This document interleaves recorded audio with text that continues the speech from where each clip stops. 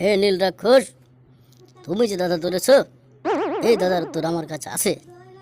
আমি খুব সহজেই তোমার এই কঠিন ধাঁধার উত্তর দিতে পারবো। তাহলে শোনো, তোমার যে ধাঁধা ছিল 8 পা 16 হাঁটু, মাছ মারা বুড়ো টাটু, স্বর্গের উপরে জাল পাতে সারা বছর মাছ খায়। এই ধাঁধাটির উত্তর হলো মাকড়সা।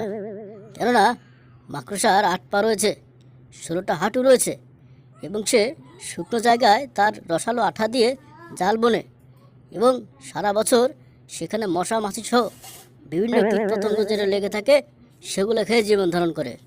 আর এটাই হলো তোমার ধাঁধার উত্তর। কি নীল রাক্ষস, হয়েছে তো? ওরে না, ওরে না, এটা কিভাবে সম্ভব? তুই তো এই ধাঁধার উত্তর পারার কথা না। আ এ কি কথা? এই ধাঁধার উত্তর তো কেউ পারে না।